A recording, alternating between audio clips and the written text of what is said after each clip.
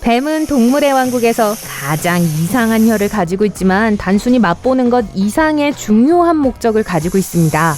나쁜 시력과 청력을 보충하기 위해 뱀은 혀를 사용하여 근처의 먹이 또는 포식자의 냄새를 잡아냅니다.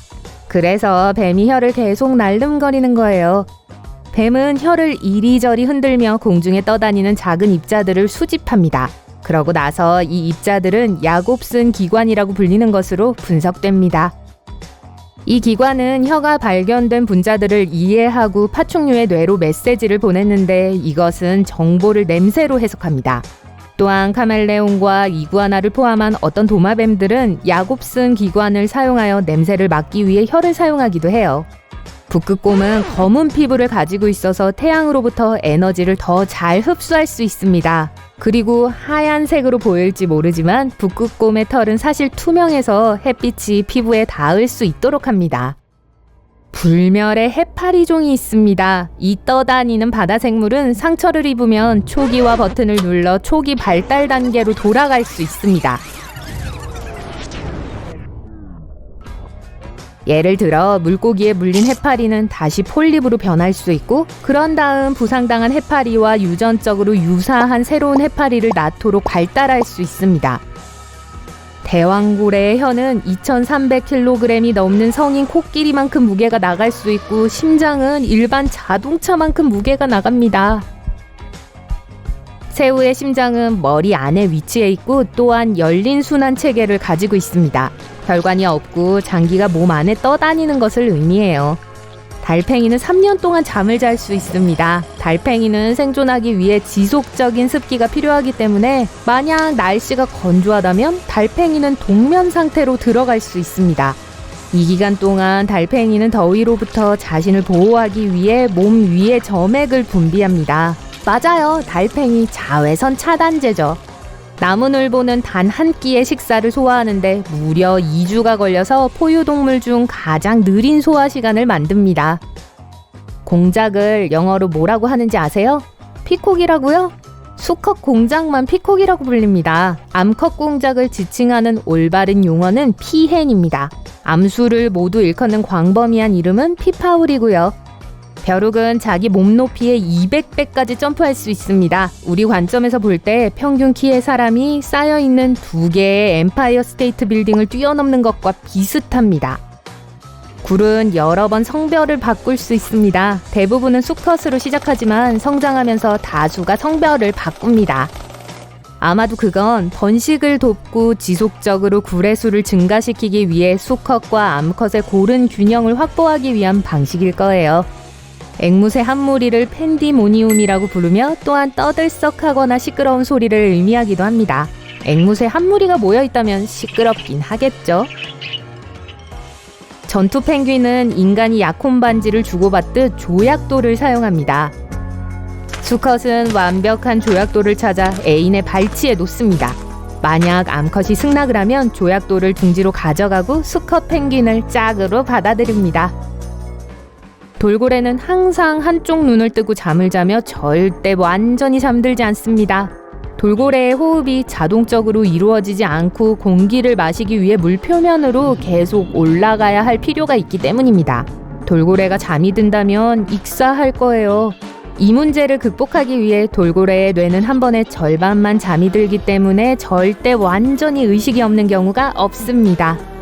꿀벌은 위가 2개예요. 하나는 먹기 위한 것이고 다른 하나는 꼬치로부터 모은 과즙을 저장해서 벌집으로 가져오기 위한 것입니다.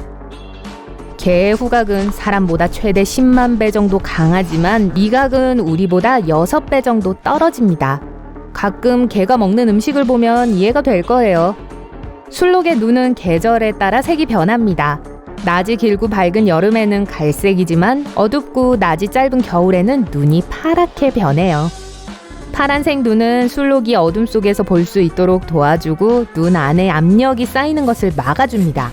어두운 겨울에는 동공이 너무 오랫동안 확장되어서 발생하는데요. 어둠 속에서 볼 수 있는 능력은 크리스마스 이브에 산타의 썰매를 끌 때 특히 유용하겠죠.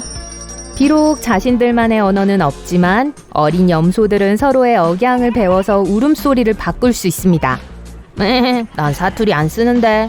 너 사투리 쓰거든? 수달은 떠내려가지 않기 위해 잠잘 때 서로 손을 잡는 것으로 밝혀졌어요. 또한 같은 이유로 종종 다시마나 해초에 몸을 휘감기도 하지만 그건 덜 귀여워요. 세상에서 가장 시끄러운 동물은 겨우 2.5cm 길이입니다. 딱총새우는 집게발을 아주 빨리 움직여서 물방울을 만드는데 이 거품이 터질 때 소닉 폭발이 일어납니다. 이 폭발음은 콩코드 항공기가 만든 소닉붐보다 더 커요. 지구상의 모든 사람 1인당 14억 마리의 곤충이 있습니다. 징그럽게 생각될 수도 있지만 곤충은 우리가 먹고 쓰레기를 처리하고 지구를 건강하게 유지하는 데 꼭 필요합니다. 수탉은 울 때 고개를 뒤로 젖혀서 귀가 먹먹해지지 않게 합니다. 그러면 귓구멍이 막히고 기본적으로 내장된 귀마개 역할을 하거든요. 아침 일찍 수탉이 우는 소리는 전기톱 소리만큼 요란합니다. 매일 아침마다 말이죠. 사람이 엄지손가락을 빨듯이 아기 코끼리들은 코를 빨면서 위안을 얻습니다. 우리처럼 코끼리들은 강한 젖먹이 반사를 가지고 태어나기 때문에 본능적으로 어미의 가슴 가까이에 있을 때 무엇을 해야 할지 알고 있습니다. 타조는 세계에서 가장 키가 크고 무거운 새입니다. 암컷 타조는 키가 1.8m까지 자랄 수 있고 무게가 90kg이 넘는 반면 수컷 타조는 키가 2.7m, 몸무게가 130kg에 달합니다. 갯가재는 시속 80km에 달하는 펀치를 날릴 수 있어서 동물계에서 가장 빠르게 사지를 움직이는 셈입니다. 더 인상적인 건 물이 공기보다 훨씬 밀도가 높지만 갯가재는 물속에서도 이 속도에 도달할 수 있다는 것입니다. 그리즐리 곰의 무는 힘은 볼링공을 찌그러뜨릴 만큼 강력합니다. 곰이 70 스플릿을 처리하지 못하면 성질이 나서 공에 화풀이를 하는 경우가 있어요. 고양이는 육식을 바탕으로 하는 식성 때문에 단맛을 느낄 필요가 없습니다. 고양이는 지구상에서 단맛을 볼 수 없는 몇 안 되는 동물 중 하나예요. 일각고래의 머리에 있는 뿔은 사실 안에 1000만 개의 신경 말단이 있는 거대한 이빨입니다. 나선형 이빨은 머리에서 튀어나와 무려 3m로 자랄 수 있어요. 암컷 박쥐는 거꾸로 매달려 있는 상태에서 새끼를 낳고 새끼가 떨어질 때 날개로 잡습니다. 생일 축하해. 어머나, 잡았다. 닭은 티렉스의 가장 가까운 후손입니다. 과학자들은 6,800만 년 된 티렉스 DNA와 현대 21종의 DNA를 비교한 결과 닭이 가장 가깝다는 것을 발견했습니다. 앵무새처럼 찌르레기도 말을 할 수 있어요. 찌르레기는 사람의 말에서 다른 동물, 심지어 차량 알람에 이르기까지 모든 것을 흉내낼 수 있어요. 암컷 칠면조는 수컷 없이도 번식할 수 있습니다. 주변에 수컷이 없을 때도 암컷 칠면조는 여전히 수정란을 낳을 수 있어요. 잘 어울리는 이름을 가진 대왕 오징어는 거의 15m까지 자랄 수 있는데 이것은 일반 시내버스와 거의 같은 크기입니다. 가장 큰 대왕 오징어는 다른 많은 거대한 종처럼 보통 암컷입니다.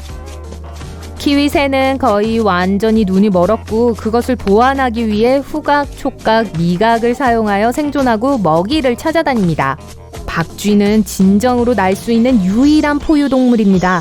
박쥐는 보통 30분에서 60분 안에 음식을 매우 빨리 소화시켜서 몸무게를 낮게 유지하고 날 수 있습니다.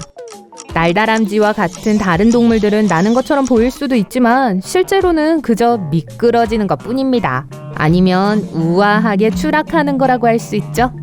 똑같은 무늬를 가진 호랑이는 없습니다. 인간의 지문처럼 호랑이의 줄무늬는 완전히 독특합니다. 나무늘보는 근육량이 25%밖에 되지 않기 때문에 추워도 몸을 떨지 못합니다. 대부분의 다른 포유동물들은 2배의 근육량을 가지고 있어요.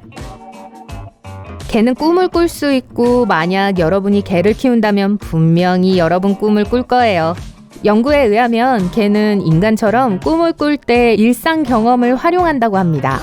우리 개 라일리는 가끔 꿈을 꾸면서 짖어요. 여러분 개도 그런가요? 문어는 종종 직접 정원을 꾸밉니다. 문어는 돌, 조개 껍데기 그리고 다른 물체들을 모아서 모래에 배열합니다. 많은 동물들처럼 레서 판다는 나뭇가지를 가로지를 때 균형을 잡기 위해 꼬리를 사용합니다. 하지만 겨울에는 따뜻함을 유지하기 위해 몸을 감싸는 담요로도 사용해요.